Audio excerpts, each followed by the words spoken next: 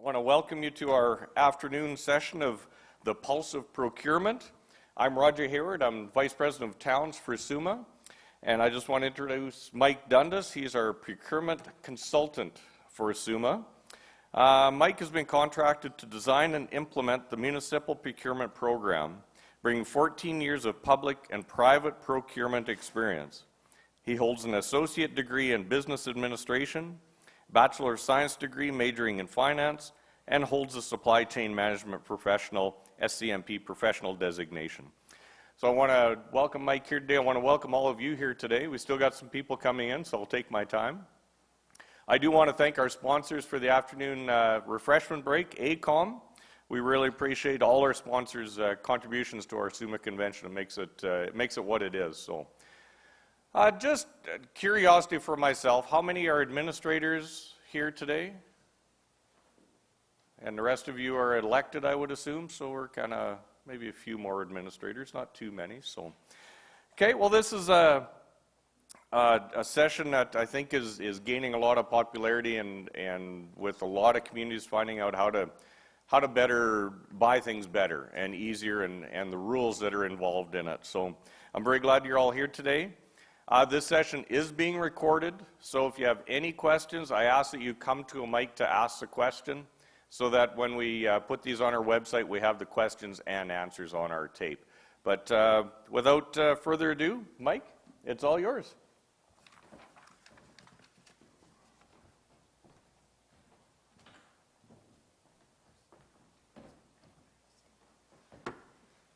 Okay, thanks, Randy. So good afternoon. As you mentioned, my name is Mike Dundas. First of all, I want to thank you for taking the time this afternoon to join us here at this presentation. I'm here to provide both some education on procuring goods and services, as well as to let you know what SUMA is up to in terms of procurement and working on this group municipal procurement program. So, as Randy mentioned, in terms of my background, I've got 15 years of procurement experience, 14 at SAS Power and a year at Mosaic, and I've been working as a consultant with SUMA since last July. So, a couple of things that we're going to talk about today around Canadian tender law. What is the importance of public procurement? What shaped the way that Canadian tender law is the way it is today? As well, we're going to talk a little bit about, again, the program that we're working on, and as well a little bit about the New West Partnership Trade Agreement that the government signed on to in 2010. And as Randy mentioned, if you have questions, feel free to ask them at any time. Put your hand up and I can stop. There's a mic in the middle so that we can try and get things documented so that we know what the questions are, so we'd appreciate it if you guys use them. So in terms of an agenda, a couple things that we want to talk about today or what we're going to go over, starting off with public procurement values, moving on to the law, regulations, and governance, contractual obligations, contract law in Canada, and we'll go over some of the pertinent cases that have come across Canada to get us, again, to where we are today in terms of tender law. Tenders versus RFPs, or requests for proposals. And then the impact of negative public perception. So this isn't necessarily a legal thing when I talk about negative public perception, just the view of the public in general. And then the New West Partnership Trade Agreement, and then finally the SUMA Advantage, the group procurement program that I'm working on. So I want to start off today talking about procurement and the triple threat that really is being faced today in terms of public procurement. The first one being the legal risks, which we'll get into, and then financial risks, which would include putting all your eggs in one basket, not ensuring you're spending the money and getting the best value for your spend, and then the reputational risks. So again, the perception side and how the public views how you're spending the money. Over the last few years, we've seen media coverage over a number of different items pop up in terms of procurement. You look at items like the federal sponsorship scandal that's gone on in the past, as well as even the smart meter program at SAS Power and the level of interest that the public has had in those contracts, and those are things that have arisen out of procurement opportunities. And so, not to say that the procurements were handled incorrectly or that things were done unfairly, but it just shows the level of importance that it really leads to today. One of the things I wanted to ask is if anybody has an example of any, I guess, perception issues from their own lives and their own towns that they wanted to talk about today. And I'll give an opportunity if anybody has anything off the top of their head to say. Otherwise, I have an example of one. In terms of, let's say that there was a snow removal contract for a town, and the mayor's brother had a grader, ended up winning the contract. Something you want to make sure, that the procurement was handled in a fair, open, and transparent manner, that you had the correct policies in place and procedures in place, and that they're being followed, so that if there was a challenge, if somebody had brought an issue to light that said somebody was treated unfairly, that you could say, well, no, we have these policies in place, we've followed them. We are being fair and open and transparent in how we handle the procurement. So those are some of the issues that we see in terms of perception on how things are being done that could be viewed negatively. So as we see, spending public funds is a sensitive issue. Everybody wants a say and wants their piece of the pie, so to speak. As you remember back again to the federal sponsorship scandal, people are interested to see where their money's going and want to make sure they're getting value for that spend. One of the key pieces that's being developed by SUMA that we're going to ensure are a piece of the program are strong public procurement values. And in terms of the ones I've got listed here, certainly accountability, which is the taking ownership and being responsible to your stakeholders, applying sound business judgment and maximizing competition where it makes sense to do so, having a high level of ethics, meaning acting and conducting business with honesty and integrity and maintaining consistency in your processes, and impartiality goes towards the openness and fairness and transparency of your program, and treating your suppliers equitably and not discriminating against them.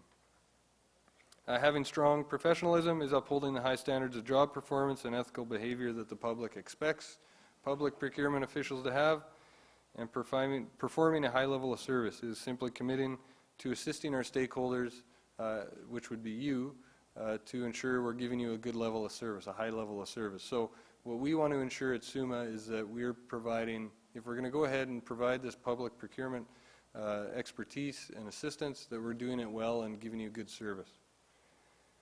And then finally, showing transparency, having easily accessible and understandable policies and procedures to promote the fairness, again, and openness of the program.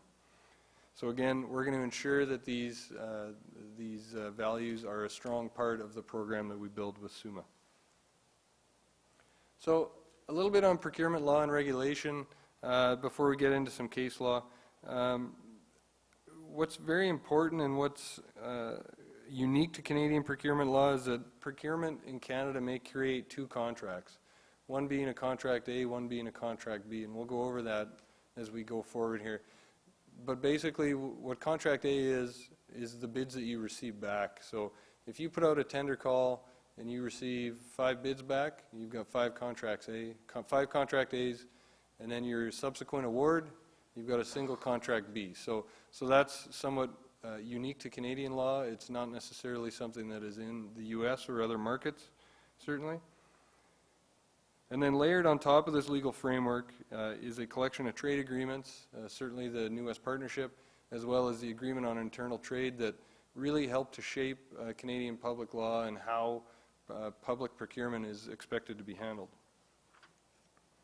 So talking about the governance side, again, you've got trade agreements, different statutes and regulations, and then your own internal government, so your own policies that you have to look at, things that really shape the way the procurement is handled, and questions you have to ask and things you have to look at. Does the organization have a funding agreement or an MOU with the government, and does it, if so, does it have any specific procurement obligations in there? And then, are there any internal procurement policies that you're obliged to follow? Certainly is important as well. And then again, the newest partnership and the agreement on internal trade as well. So in terms of your contractual obligations, there are two types. Really the binding ones, which I kind of talked about, your contract A, where you're getting into a contractually binding tender call. And then you've got an opportunity for non-binding procurements as well that we'll go over here today. So a common question that's asked is, what is a binding procurement? What does that mean? And what's the effect on how I buy my goods and services? So really, simply put, it's a procurement process that's intended to create a binding contract between the procuring authority or the owner, and subsequently a contractor or anybody that submits a compliant bid, and that is known as Contract A. So Contract A was first established in 1981 as part of a landmark court decision made at the Supreme Court level, Ron Engineering versus, who was that here? We'll get to that. Oh, against Ontario. So we'll go over that in a second here. So we're going to go into some case law here and talk about a couple of the, again, landmark cases that we've got that have come out in Canada. And I hope there's no lawyers in the room that take offense to my lawyer with the bag of cash, because that's all that they seem to be after. So in terms of the Ron Engineering case, again, this took place in 1981. The Supreme Court ruled on it. And so what happened here, I'll give you a high-level synopsis of what happened and what the findings were. There was a bid put out, or a tender put out by Ontario for some work to be done, and it contained a $150,000 bid security that had to be submitted with your bid. And what that means is you're submitting your bid, you submit a certified check for the $150,000. If you're awarded the work and you back out of it, you lose that bid security. And so what happened was Ron Engineering submitted a bid. It was very low. When Ron Engineering figured out it was low, they tried to change their price. The province wouldn't allow them to, and so they said, we're keeping your bid security after Ron Engineering backed out. Ron Engineering sued, saying it was a gross and obvious error. Basically, the courts said that tenders can create legal obligations. So it was legal for Ontario to keep the $150,000 because they stated in the tender that went out, you have to accept the bid if that's what you're going to do, or you're going to forfeit the bid security. So really what it shows is an offer can create, an offer is put out by the procuring authority. A bid submission creates acceptance by the bidder, which is Contract A. And then the resulting contract between the procuring authority and the successful bidder is what creates Contract B. So again, this was a massive change to the way procurement was done in Canada and really set the standards that continue on to this day. So then moving forward, things moved fairly smoothly up until the mid-90s to late 90s. This other case came forward, MGB Enterprises versus Defense Construction. And in this case, Defense Construction called for a tender, so they had issued out a tender. In that tender, there was what's called a privilege clause that stated the lowest or any other tender shall not necessarily be accepted.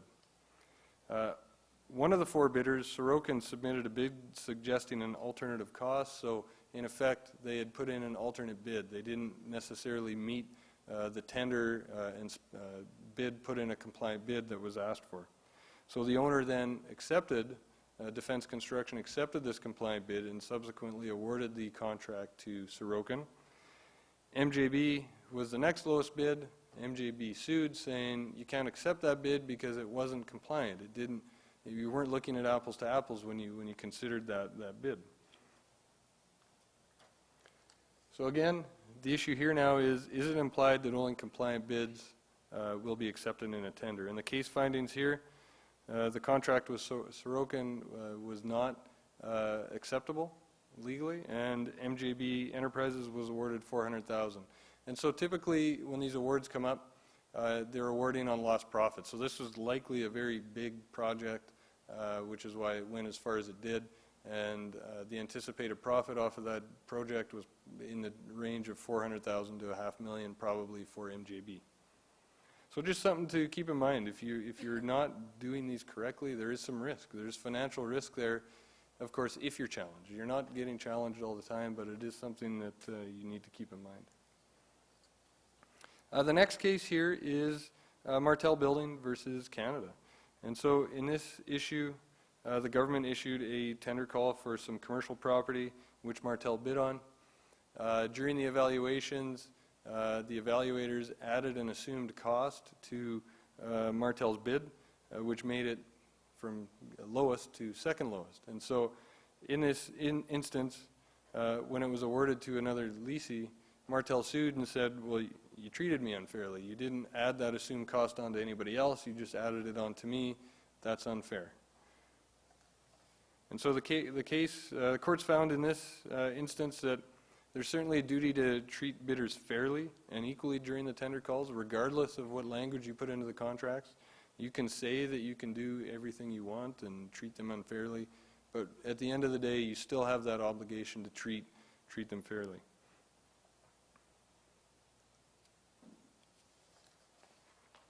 So now we get into balancing the laws and fairness. And so this is where I talk about the ability for an owner to put in a clause that says, I'm going to do whatever I want, and if you choose to bid, that's on you, versus the right to treat them fairly and what the laws talked about. And so for the long time, the court sided with the procuring authority, so the owners, in saying, a bidder decided to bid on this.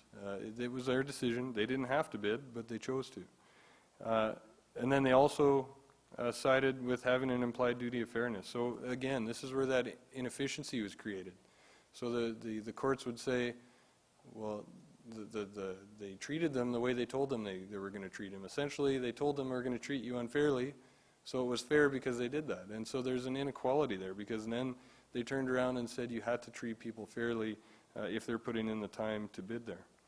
So really what's come up is, what does fairness look like in bids, right? So really what's come up is certainly fair and equal disclosure of information to all bidders. So if people are asking questions when your bids are out, that you're responding to everybody, so everybody has the same information, and everybody's on equal footing when they're responding to your bid, your tender calls. That you give a reasonable time for bidders to respond. So you want to make sure that you're giving enough time for them to put their bids together. Fairness in the evaluation and methodology. Absence of any procuring authority bias, as well as conflict of interest. You want to ensure that there's no bias in the evaluation or the entire procurement process, as well as any perceived or real conflict of interest. And then following the procurement process rules as established. Then back in 2010, this is when the next big change came out to Canadian law. And I promise this is the last case we're going to go over. So here, the contract was awarded to a ineligible bidder. There was an ambiguous waiver clause limiting breach of contract A. So what that means is that if I do something that's illegal, you can't come after me. And so that's what this clause said. So in this case, Turcon said that Turcon sued and won $3.3 million because the contract was awarded to $3.3 million. And so what this showed here was that the right to contract freely and to treat bidders fairly in that decision, fairness has prevailed. So the courts have said, again, you have to ensure that you're treating the suppliers and contractors fairly.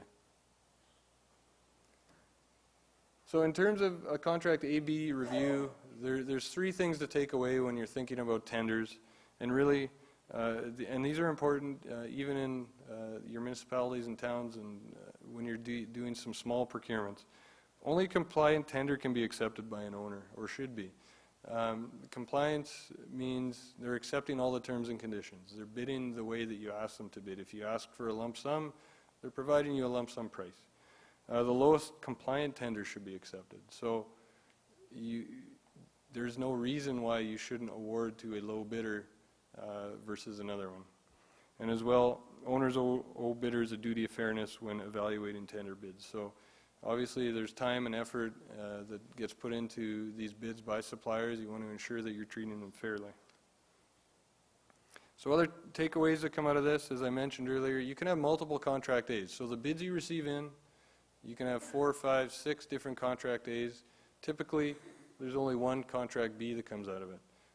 But you can also award multiple contract B's if that's how you stated in the tender call that you were going to do that.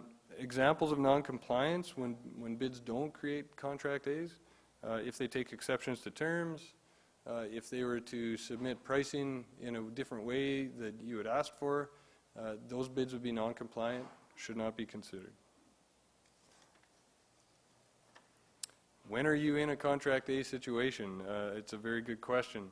So if you're saying in your bids that bids are irrevocable and non-negotiable, likely in a contract A.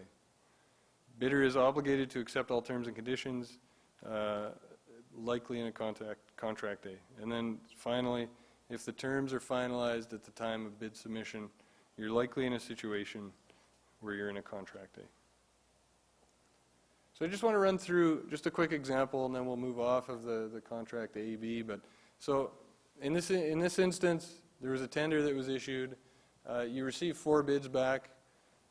Bid 1 for $15,000, it's compliant. They didn't take exception to anything. Bid 2 is $14,000. The bid is compliant again, didn't take exception to anything. Bid 3 is $12,000. Bid is non-compliant because they took exception to terms and conditions, so you can't accept that, even though it's a lower bid. And then bid 4, it was received late, so your bid time, your closing time was 3 o'clock. This bid came in at 10 after 3. It's late, it's non-compliant, even though the price. Go ahead. So what happens if, say, for example, bid 2 is $5,000? It means everything that you set out, but it's obviously so low that a person cannot complete the job, but it meets all the other terms and conditions. Are you going to be forced to accept that bid when you know that bidder 1 can do the job at the price that's stated, but bidder 2 is bidding way too low to actually do the work? And that's a good question. Everybody hear that? What happens if the low bid comes in and it's grossly low and there appears to be a big problem with it? What we used to do at Power was we used to confirm with them that, are you sure you can do it for this price? And typically what that meant was that they would go back and re-look at their numbers, and if they came back and said yes, we would award it to them. If they wanted out, although you don't have to let people out of their contracts, SAS Power would let people out. So it depends on how grossly low they are, but if it is a tender, then absolutely, yeah. But certainly having a clarification call with that supplier or that contractor is never a bad thing. Make sure that they understood what they bid on, understood what they're getting themselves into. And then, as I said, if you want, you don't have to, you can let them out if they choose to withdraw. So in this case, you're obligated to award to bid number 2. It's the lowest compliant bid that you have, even though you've got 2 other bids that are lower, one non-compliant for taking exception to terms, and one because it was late, which is the unfortunate part. So again, this is just reiterating what I mentioned. You had multiple contract A's, 2 were non-compliant, and then a single contract B is formed with bid 2. So now let's talk about canceling a tender. You shouldn't be locked into having to accept a tender at any price at any time. So there are legal ways that give you the ability to cancel a tender. And number 1 is if you receive no technically acceptable bids. So if you receive bids that they don't meet your specifications, they take exceptions to terms, technically your tender is dead because there is no compliant bids. Number 2, if your prices that you received are considerably higher than your estimate or your budget, and this is where your estimate and budget become very important, and that you have that documented before you go out to tender. If you received a bid of $14 million, let's say, on a job that was $9 million, should you be forced to accept that and spend the extra $5 million? Arguably not. And that's where we get into the considerably higher than the anticipated cost. And so you could still be challenged on it, and the courts would have to rule as to whether or not you should have to. Certainly, if your estimate was 9 million and the job or the low bid came in at 9.75, maybe that's not enough to be able to get out of it if canceled. But certainly, again, you can cancel for prices being considerably higher. And then number 3, if you have a major change to the scope of work. So if after the bids close, all the bids come in, you look at them, something that's changed in the contract, that the specification that you had that was unforeseeable, that you weren't aware of, you can cancel for that reason. I think the expectation would be certainly that you would go out to bid with that new scope, or if the budget has been canceled or budget's been taken away, you probably wouldn't. But so there are abilities to get out, but you do have to be careful with that. So, as I said earlier, you can have all the privilege clauses you want that allow you to do, that say you're allowed to do whatever you want for any reason at all, but it doesn't always necessarily hold true. The duty of fairness still applies when you're dealing with the tenders. So the other thing that we can look at here are non-binding procurements, which we'll talk about a little bit. So, in terms of non-binding procurements, typically those are run through an RFP, a request for proposal, and it's all dependent on how you draft it and how the RFP is drafted. And they have to be properly drafted in order to make sure they're non-binding, because you can also have binding requests for proposals. So that's why I've underlined properly drafted, to make sure that you understand that piece. So RFPs create flexibility for you. What they do, again, when drafted correctly, you don't run into a contractual situation. Typically, they're called best value procurement. You're evaluating on multiple evaluation criteria. You're looking maybe at price, experience, ability to deliver, even their financials. And you're putting all that together into a predetermined evaluation with predetermined weightings and methodologies so that you can evaluate who you should be awarding to. A good example I like to look at is a consulting type contract. If you go to with an RFP for a consulting contract, typically the low cost provider probably isn't going to have a lot of experience or be the best experienced at what you're looking for. So what this does is if you structure it properly and structure your evaluation properly, it gives you the ability to award and spend more money to get more experience and get a better contractor or consultant to do the work, right? So you're not only looking at price, you're looking at a combination of experience, history, price, delivery, all of that, and you're combining it into one to get really best value for your spend and your dollars. It also gives you the ability to negotiate terms and conditions as well as proposed alternatives. So typically you're going out and you're looking for an alternative to a problem with an RFP. And so the suppliers or the contractors are going to respond and say, this is how we propose you do it. You can accept those proposals and revisions that way. That's the whole main gist of it being such a difference from a tender. However, the duty of fairness still exists. You still have to do what you say you're going to do in an RFP. So you still have to treat them fairly. You can't treat people unfairly, not consider their proposal for any reason at all. So what is best? So typically, if you know exactly what you want, you know what your specifications are, you know what your quantities are, and you only want to look at price, say you're looking at a very generic commodity item, you can go out with a tender. If you're looking for a new or alternative solution to a problem, typically you're looking at an RFP. If you're evaluating on more than just price, you're looking at an RFP. So again, as I mentioned, tenders are very rigid, have very little flexibility. Due to the lack of need to negotiate final contracts, tenders are typically a quicker end-to-end process, so they're easier to plan for. Typically, again, all you have to do is open the bid, see whose the low price is, get the proper approvals, contract is awarded. With an RFP, however, typically evaluations take a little longer because there's more detail that needs to go into it. You're not just looking at a single price. And then you've got to worry about negotiations. And once you get lawyers involved, I've seen them go on for months. So as long as you plan for that in an RFP, typically you end up okay.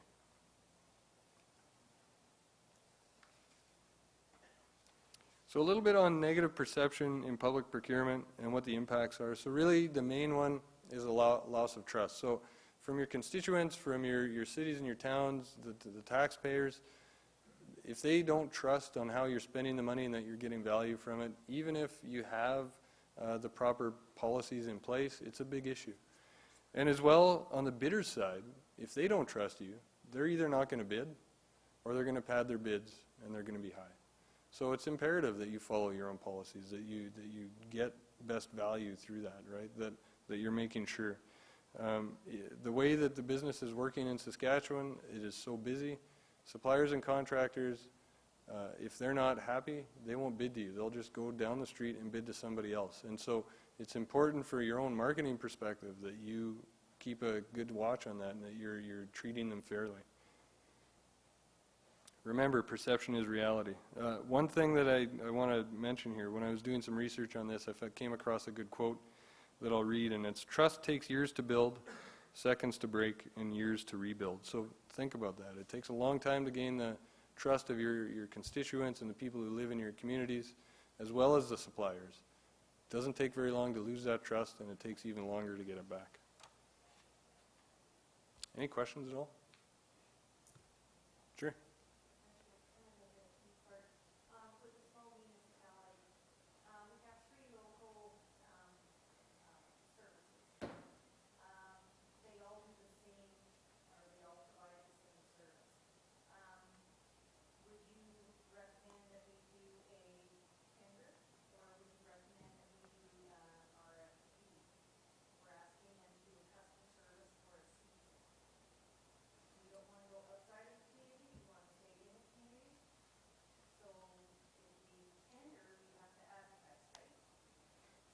Well, it's a good time you have to ask that question because we're getting into the New West partnership and what the thresholds are for that.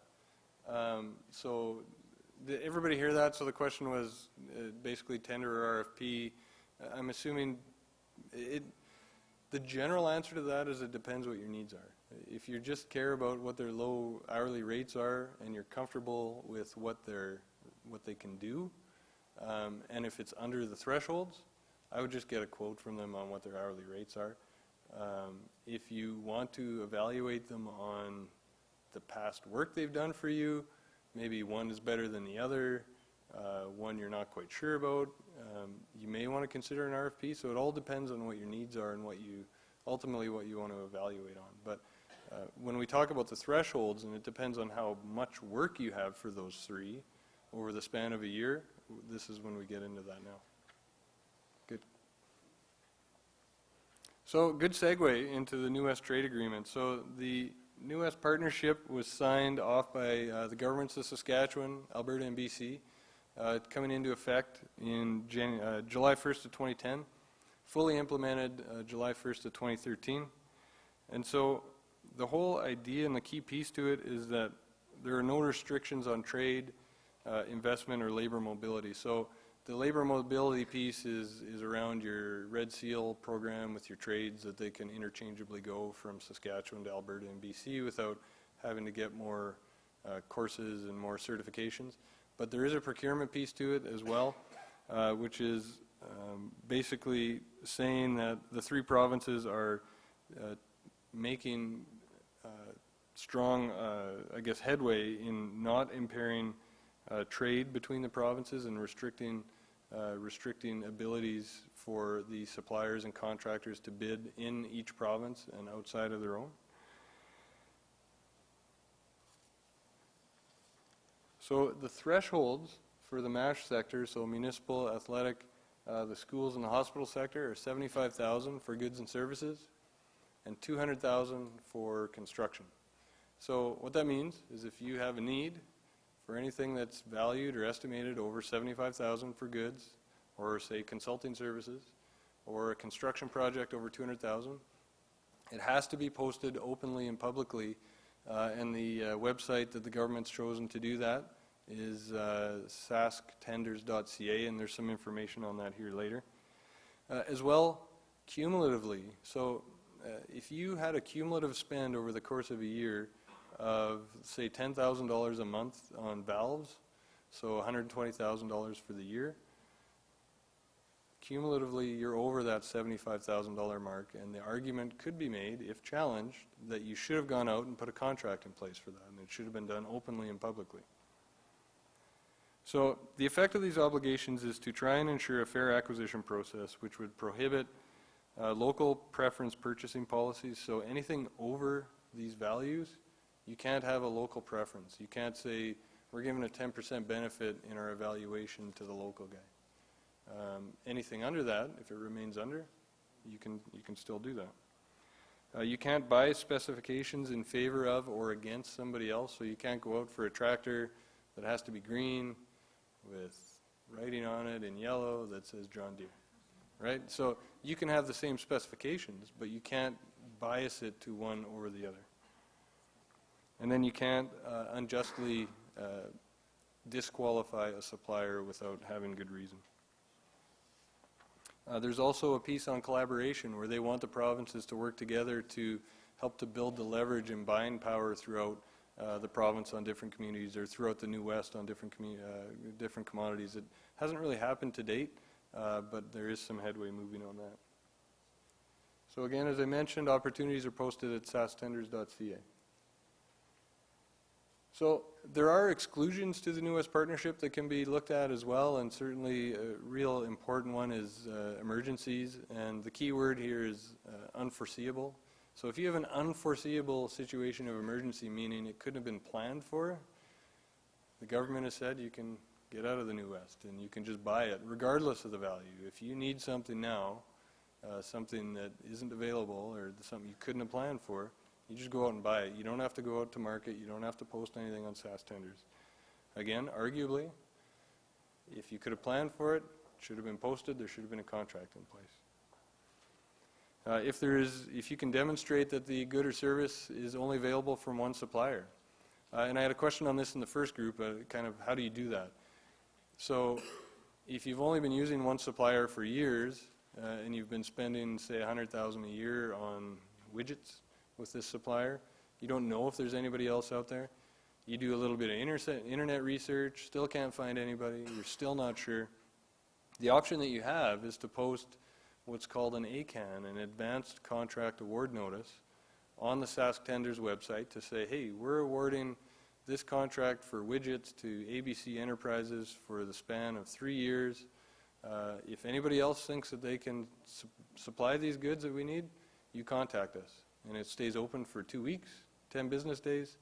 And then if nobody responds to you, now you've demonstrated, I've tried to go out to market, I've looked for other suppliers. You can just award the contract to that company. If somebody does get a hold of you and say, hey, I can supply you those widgets, you assess them, and if it turns out they can meet your needs, you would issue an RFP or a tender, get a competitive price, and if they can't meet your needs, and you can justify it, then you can tell them, sorry, you don't offer what we're looking for. We're going to continue on with the way we were going with the other supplier. The other way, in terms of the exclusions, procurement for a public body, nonprofit, or government entity, if you're procuring any confidential or privileged content, or if they're contracts with organizations that support people with disabilities. So in those cases, you don't have to post things on SAS tenders over those thresholds. You can just award the contracts as you see fit. And you can also use buying groups, which are becoming more frequent in public procurement, as long as the contracts were awarded in such a way that is consistent with the policies and the thresholds of the New West. Quick question. Sure. Can nonprofits use this to procure equipment and items themselves through our municipality? That I'm not aware of. That we could talk after, but it might be something we would have to go back. Just a question, just curious, that's all. Where does there? I don't have anything in mind, I was just asking out Yeah. of curiosity. Well, if you send me an email and we can talk about it, because that I'm honestly not sure about. So what happens if you're challenged? There is a bid protest mechanism, dispute resolution provisions. Those are currently under development. When we understand and know what the process is going to be, we will certainly share it. There may be some administrative burden if you are challenged from the municipality side, although the government has said that they will be there to help out, so we'll have to see how that works out. And there are monetary penalties. I am not aware if there are monetary penalties that would come from your own budget or if it's from the Saskatchewan government. That I'm not sure of, so we'll see what happens when that comes out. So these are some useful websites where you can find some good information. Certainly the SAS Tenders website is where you'll find all the bids that have been posted. As well, they have some very good resources available in terms of procurement, government procurement, some of their bid documents as well. There's some very good information on there. As well, the agreement on internal trade, the website there is listed.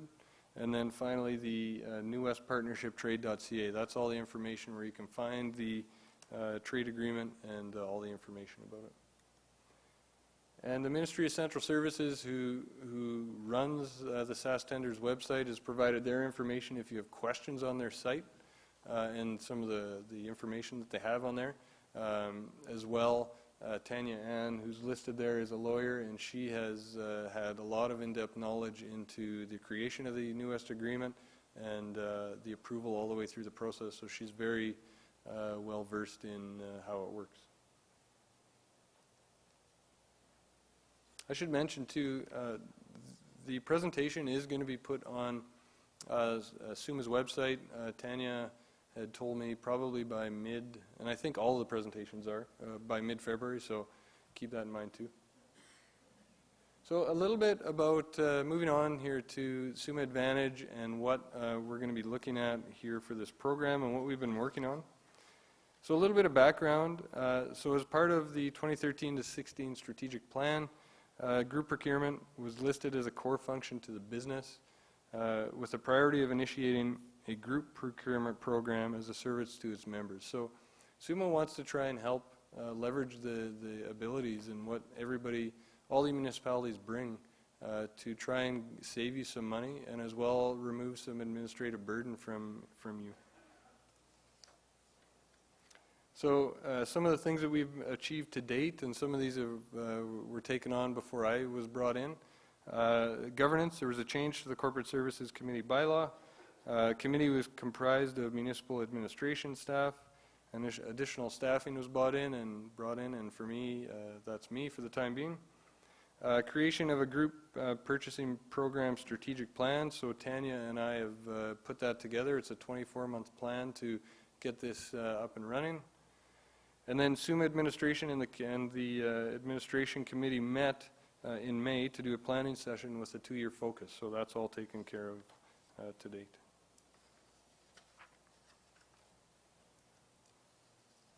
So prior to me coming on board, there were 3 group RFPs that were taken advantage of and that were issued. The first one was in 2013. It was for paratransit vehicles, and I believe things went fairly well on that. There were 3 communities that participated. And then in 2014, air packs for firefighters, and again, 2014, paratransit vehicles, RFPs were issued. So the good thing that Tanya mentioned to me that she saw that came out of this was, number one, there was an increase of involvement, 3 to 5, so it was nominal, but it was still an increase. And number 2, the paratransit vehicle one wasn't planned for, but it was requested. So the people that used it and were involved in the 2013 initiative wanted to see it done again. And so that's a good thing. I mean, so for her, she jumped right on board and thought, let's get this out. Certainly, we'd like to see more involvement going forward on some of those. So some of the strengths of a group procurement program, really, from what you would see, administrative time savings certainly is a big one. Better specifications, and those better specifications come through collaborative discussions with other towns and municipalities to see what they're doing and how they're doing it. So you get better collaboration through some of this. Again, knowledge gained and shared amongst participants, and then also obviously cost savings. Typically, if you combine your spend and you combine your needs together, you're going to get better pricing from your suppliers on it. Good example, when we were up here at the Central Services Trade Show late last year, I think it was Merlin Ford in Saskatoon, the gentleman came and talk to us, and I outright asked him, how would a group procurement, municipal procurement contract look for you? And he said, well, right away, if you combine all your needs together, I can get you government pricing. There's other initiatives that we can get. He said, as an example, a $60,000 truck, $45,000. So there is savings right off the hop that come to the towns and villages and the cities. You're not spending that money. You can put that $15,000 away to spend somewhere else. So these are some of the opportunities that we see that could move forward as things grow, but there's definitely opportunities to group your spend together. So some of the challenges that we've seen so far, that Tanya had seen so far, was obtaining commitment up front to first join in on the initiative. You know, we saw 3 and 5 groups buy in the first time, but then also to buy off the contracts once they're awarded. From a supplier perspective, if you're awarding me a contract estimating you're going to buy 100 widgets and you buy 10 widgets, that's not really a good thing. And I may not be interested the next time you come knocking on my door. So just something to keep in mind. If you're going to participate, then let's see participation all the way through. Thinking in terms of a group and not individually, and then keeping a reasonable time frame to award the contract. So realizing that the award process and getting budget approved is different for some than it is for others. I think this is something that with proper planning, we can mitigate that issue in terms of the contract awards. So what else have we been working on? So we've been developing a 24-month work plan. Certainly successful marketing is imperative, and this is a key point that I want to get across and that I've made to Tanya and to SUMA, is that I can put all the contracts in the world in place, get you the best terms, the best pricing, but if somebody isn't out pushing this program, and that means being on your doorsteps saying, hey, what are your needs? Did you know we have this? Did you know that this pricing is available with this kind of service and these terms? Then the program won't work, and it won't save you, it won't provide a benefit to you, and it certainly won't generate any revenue for SUMA. So it's very important, and so that's something that we'll be working on as we go forward here, is the marketing piece. Other key deliverables that we are working on, reviewing existing programs. And so when we go out to market here, some of these programs that are in place today, of the 24, I think most of them have been in place and not looked at or touched for 10 years. So we're going to start looking at those certainly as easy ones to start looking at. As well, I talk about the creation of a calendar for municipal procurement opportunities. We're going to involve the key leaders in the municipalities to see what they want to be under contract. I think a good example is MRO, valves, fittings. I've already been approached by major companies in Canada that want to see municipal programs in place, and what they see out of that is certainly a long-term commitment from a group of municipalities, but also better pricing, easier ways to buy. You end up buying things off of a website with a click of a button instead of having to phone people up and wait to get through, right? And so, or send somebody down to the hardware store to go buy these things. So there are opportunities there. You end up with vendor managed inventory where they're putting inventory on your site and you don't pay for it until somebody picks it. That's what these big contracts will bring out for you. Other things we're working on, certainly revising and standardizing the competitive bid documents. So the RFP, request for proposal document, is almost done. I would say it's probably 95% done. Certainly hope to be getting the first RFP out very soon. And we developed a funding model, and we're going to be working on a purchasing policy and procedures. And so that aspect for us is important for the openness and fairness and transparency of procurement. Although SUMA is not a public body, certainly responsible for spending procurement funds or leading to the spend of procurement funds, so want to make sure that that process is taken care of. What we did, we've created a mission, vision, and values, certainly to clearly relay our goals and objectives. Mission to support member municipalities by providing solutions for procuring products and services that enable members the opportunity to be more efficient through leveraging resources to save money and time. And the vision is to create and continually develop a procurement service that will build on value relationships, be innovative, have a high level of integrity, and exceed the expectations of members. So the values that we decided on as well very closely match the values I spoke about earlier about public procurement, around being accountable, having a high level of ethics, being impartial in our decisions, being very professional, and providing a high level of customer service. So there's a couple different models in terms of what we're going to focus on that we could have chosen from, and one was focusing on strategic group procurements. So long-term contracts, typically 3 to 5 years in length. These are contracts where you leverage the purchasing power. So you bring a group of people's needs together, you increase the quantities of what your need is. Typically you're going to see better pricing terms and service out of that. The other way that we looked at would be one-time purchases, so yearly purchases, like Tanya had done with the paratransits and the air packs. We would still consider those, but I think for the time being we're going to focus on the strategic group procurements initially to try and get those under contract, because I think there is a great benefit there as well as a great benefit for SUMA as well. So one key point here is that these strategic group procurements, and I'll use office products as a really easy example. There is a current office product contract that's in place. If and when we go to market for that, if you're involved in the initial opportunity and you've given us your quantities and what you plan to buy, or if you haven't, that's fine. Once the contract's awarded, it would be open for anybody to jump in and buy off it at any time. We want to do our best to increase the usage, increase the quantities, which again will result in better savings for everybody. We're not going to put guaranteed minimum purchase requirements in any of these contracts.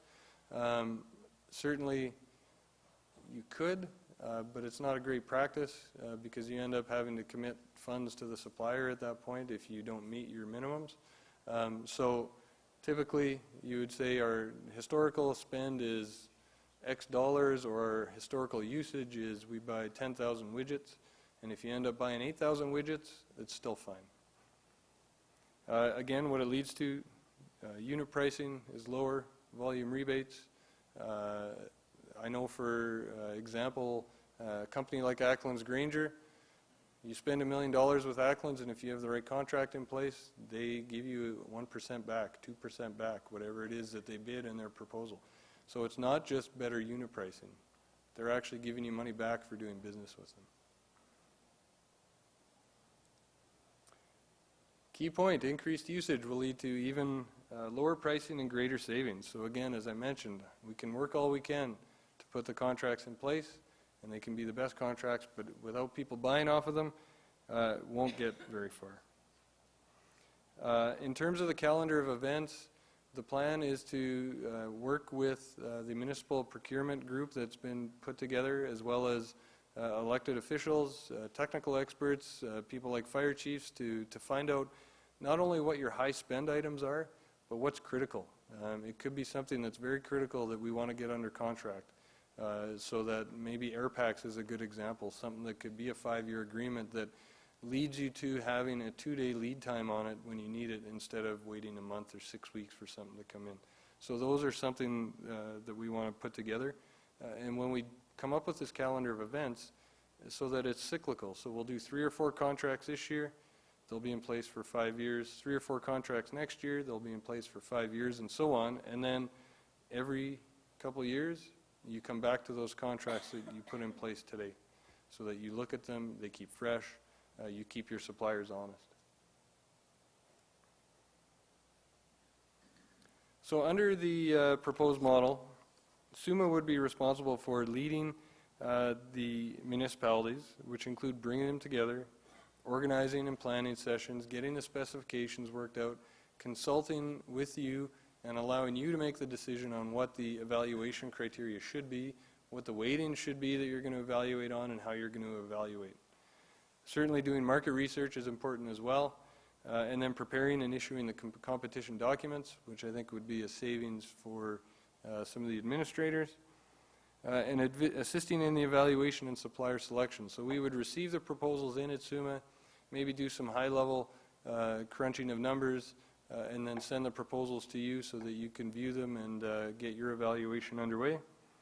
Leading contract negotiations and then high-level contract management activities, which I'll go into in a little while. Any questions? Anything? Okay. So this slide's a little hard to see, but I'll go into the steps in some brief detail here shortly. But the main thing I wanted to point out about this strategic group procurement process is that it's cyclical. So as I mentioned, it's not end-to-end where they're coming in, providing you a good, and then the contractor's gone. You want to make sure that they are being managed, that they're meeting their deadlines, that you're meeting what their needs are as well. And you do that in step 7 through the cyclical or through the supplier relationship management piece. But then also it reiterates the need to go back out to market or to assess the need after a certain amount of time. So step 1 focuses on the spend analysis, and so typically what you look at is historical spend and volumes. Spend is it's great if it's categorized by commodity and subcommodity, spend by municipality, spend by the supplier, and then forecasted demand or budget. So you can go out to market with, historically we bought 10,000 widgets, we plan to buy 10,000 more widgets per year for the next 3 years. That's typically what you would go out with in a competition. Step 2 is the supplier market assessment, and typically this is done by SUMA. The key areas to assess is a supplier's feasibility, their capability, maturity, and capacity. And then you look to see if there's any new or alternate suppliers that are available. And then in step 3, you would build the strategy. So are we going to extend the current contract? Are we going to issue an RFP? Is it going to be a tender? How long do we want to go out to contract? Is it going to be a 3-year contract, 5-year contract, 1 single year? So those are decisions that are made with the evaluation committee so that everybody buys in and is on board and has their say with how the contract will be set up.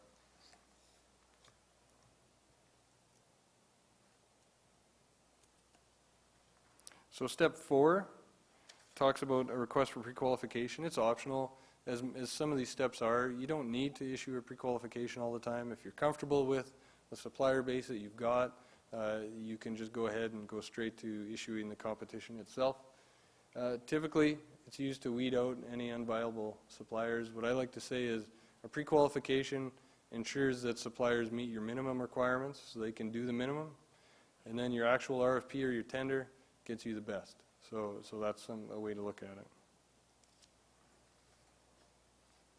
So step 5 then is issuing the RFP or the RFX. I say RFX because it could be a tender, it could be an RFP. It would be posted on SAS tenders, include the evaluation criteria, general specifications, any forecasts and historical spend information as well as terms and conditions that we would have.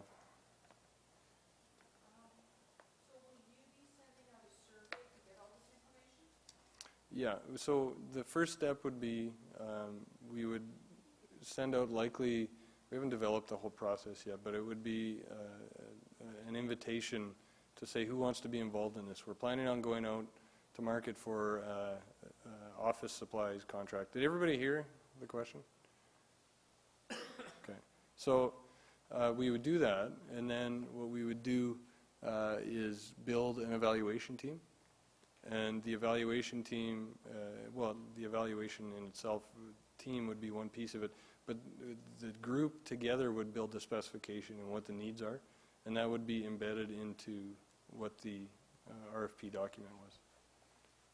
So how much direct participation will you be looking at from the municipalities? If you're talking about an assessment group, will you be wanting municipalities to participate in the assessment group, or will you be wanting them just to provide the information for the assessment group? Well, in terms of building the calendar of opportunities, do you mean? Yeah, well, you're talking about sending out for the bids and that, taking the information you get from the municipalities and going out to the contractors. Well, okay, so just how much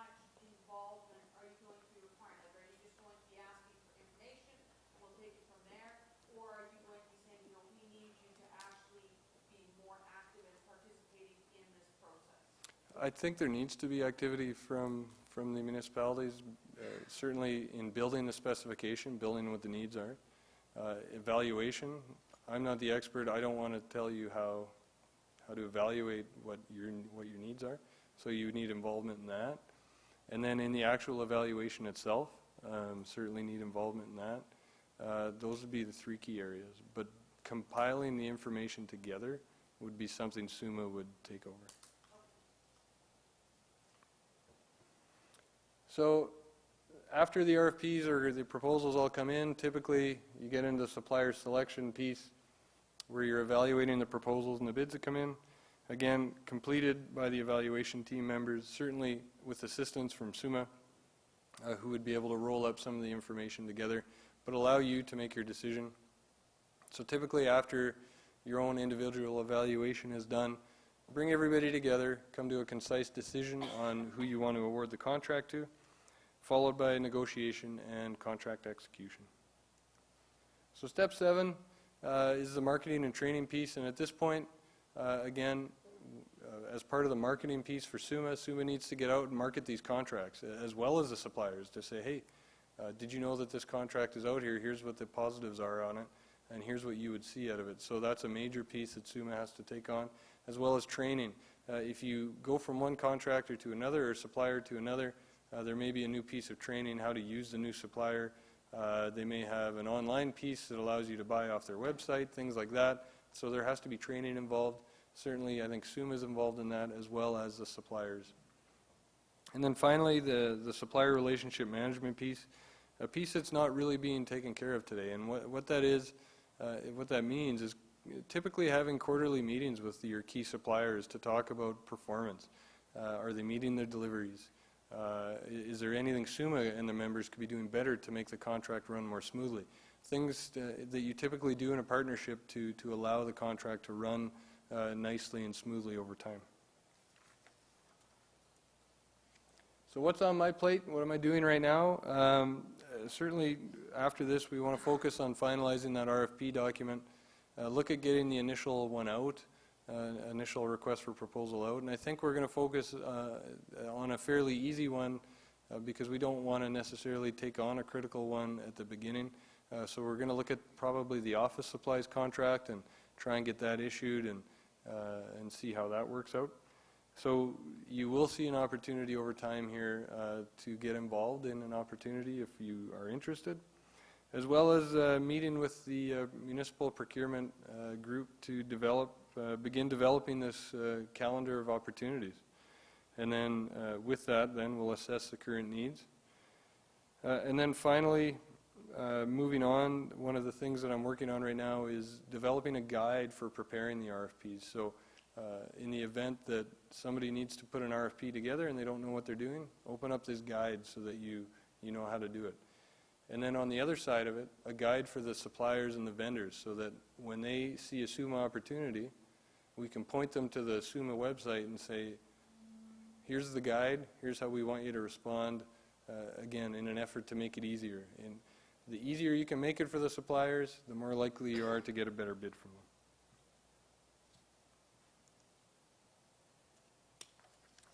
So future key items to address include development of the policy. As I mentioned earlier, that's a very important piece to have clear, concise policy and procedures. More education sessions, and certainly we were at the regional meetings a few months ago. I can't remember what month it was now, but and we talked about some things with the administrators, and I know that they go to the administrator meetings every year too, so there's opportunity there. But if anybody has items that they want us to come out and talk about, we can put something together and get something out. And then development and implementation of the marketing strategy is the other key piece that Tanya is going to be looking at here very shortly. So what are the benefits? As we've mentioned a lot, I think the cost savings piece, certainly you're going to see a savings. Typically out of the group procurements, again, you're going to see lower unit prices, as well as volume rebates for spend, as we talked about. Better collaboration. So, through talking with other groups about what they're doing, you may find that there's a better way to do things. A time savings and greater efficiency. Increased supplier engagement, because frankly, they would rather see one large opportunity than 20, 30, 40 small opportunities. There's more benefit in them to answering the bigger ones. Access to education and procurement resources. So what this program will bring outside of these big procurement opportunities is if you have questions, you've now got access to a resource at SUMA who can give you a hand and can answer your questions and walk you through things if you're something you're not sure about. The public procurement in Saskatchewan and Canada is at the forefront right now, and it's something you have to be careful with. And there are more and more challenges that are getting made yearly, so it is something to keep in mind. And then as well, that supplier relationship management piece, something that's not going on right now, the contract management side, something that's very important that hasn't typically happened. So as I mentioned, the benefits, free procurement advice. Who doesn't like that? Connecting with you, the partners, and then program reinvestment. So any revenues that SUMA brings in off of this through the volume rebates would certainly be reinvested into the program. And if at a time when the program is up and running smoothly and it becomes time, we would look at giving some of that money back through essentially dividends to the members who are using the programs. So what do we need to ensure success? Obviously buy-in. I very much appreciate the folks that showed up today. We want people to get involved, to give it a chance. We obviously need support from the board and municipal leaders, which we have had so far, and municipal administration willing to participate and provide technical knowledge. And then, of course, a willingness to stray and change from the norm a little bit. And then once the contracts are set up, use them. And then finally, again, that perpetual marketing program. It's got to be ongoing, very important. That was all I had. But I want to say thank you for your time today and invite you to ask any questions.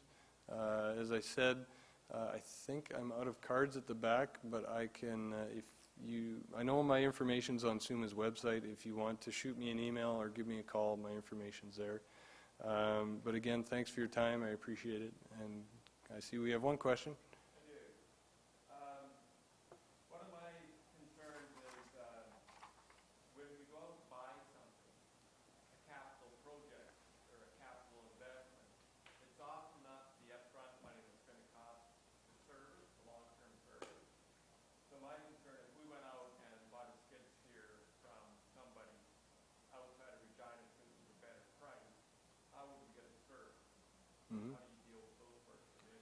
So I would tell you right away. So the question was around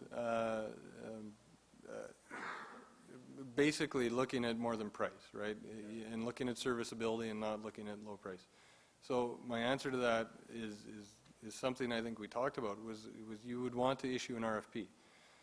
Where you're looking at their price, but you're looking at their serviceability, right? And so you can evaluate on that, and you can include a service level agreement in that purchase price and evaluate on that. And so there are ways to do that, absolutely. And so that's where I talk about getting out of looking just at low price and evaluating on more than just that low price and looking at other things, such as the service level agreements that you can have.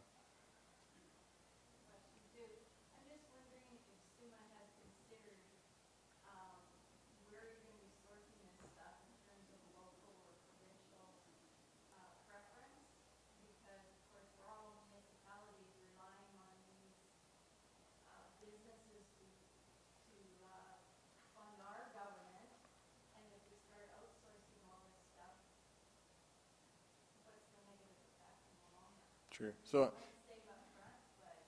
yeah. So, and we're supposed to repeat these. Just that's why I'm repeating the question so that the audio can pick it up. The question was around local preference versus, or buying local versus buying non-local, and well, even provincial. Well, and that's where the new S partnership comes in. Is we can't restrict over those thresholds between Saskatchewan, Alberta, and BC, and so. I would say that most of the procurements that we're going to be looking at once we get into some of the bigger critical items, aren't necessarily going to be things that are available in your town locally. But I would say for things like, I'm guessing almost every town or every area has an Acklands in it. If we can get a contract with Acklands, that doesn't mean you wouldn't still buy and they still wouldn't have involvement. They would still get their say. It would just come a different way.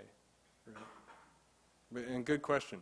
But generally speaking, we won't be going after things that will impact your local contracts and your local suppliers. And it would be something we would be very cognizant of. If people wanted to talk about something and say you should leave it alone, we could leave it alone. We're just going to give the opportunities that the members want. If they want us to go after something, let's go after it. Good question, though. Got one back there, and then you. My other question is, you talked about valves, and when we looked at new development, and we want our valves to be consistent from our old development to the new development, because we have service issues. How would you deal with that? You just build it. So the question was around consistency from kind of older to newer. You build that into your RFP. That's a simple way.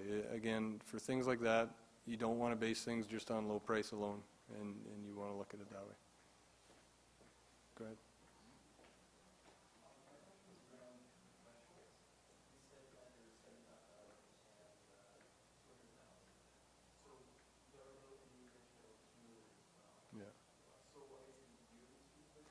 Yeah. Yes.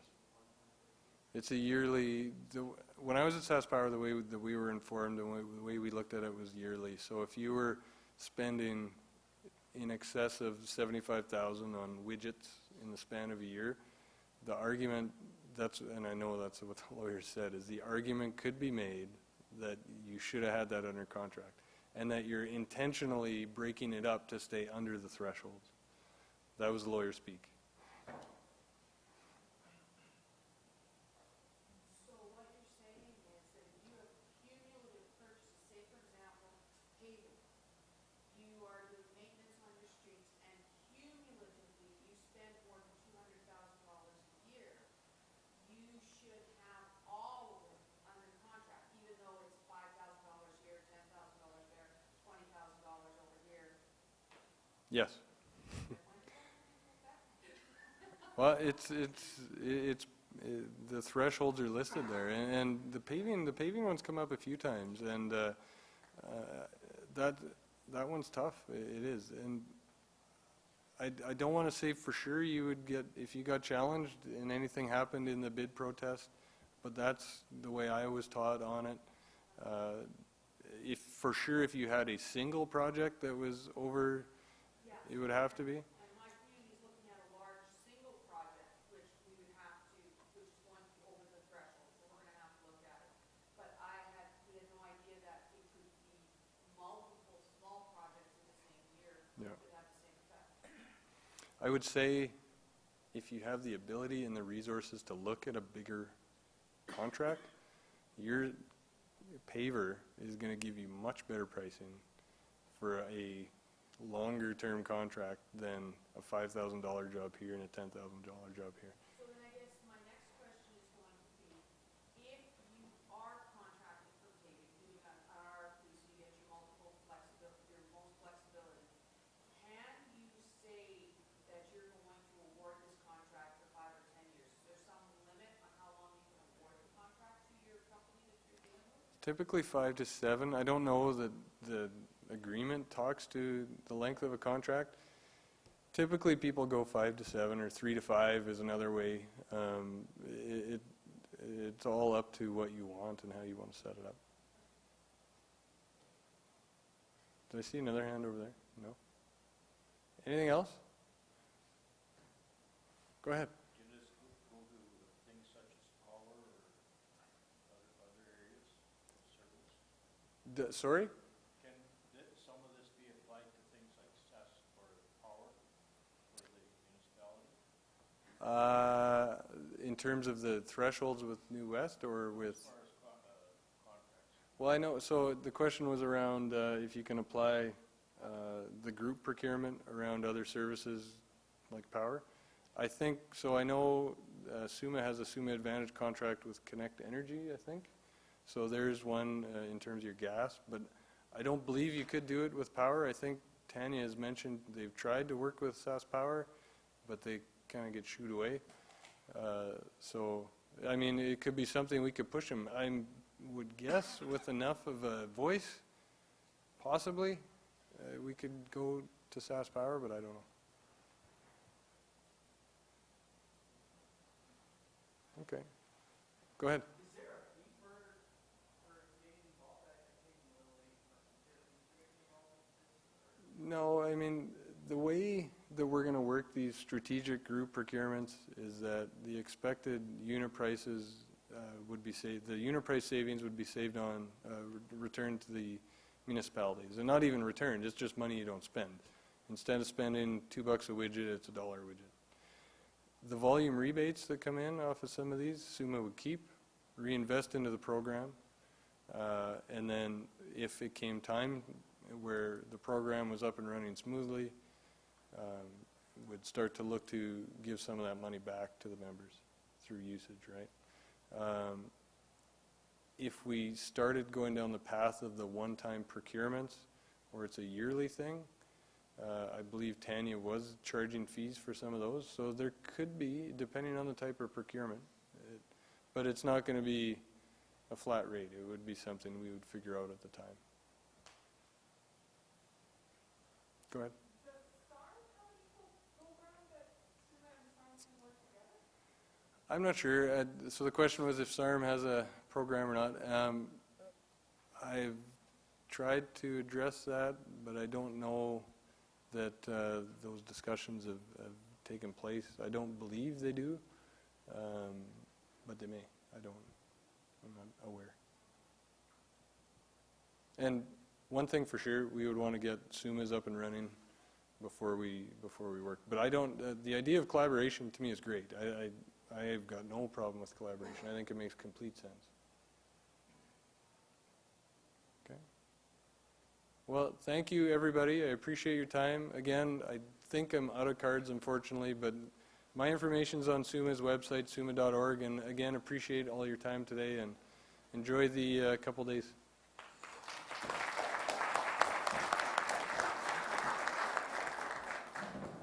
Thank you very much for coming today. It's a great way to kick off our rest of our convention. Thank you to Mike.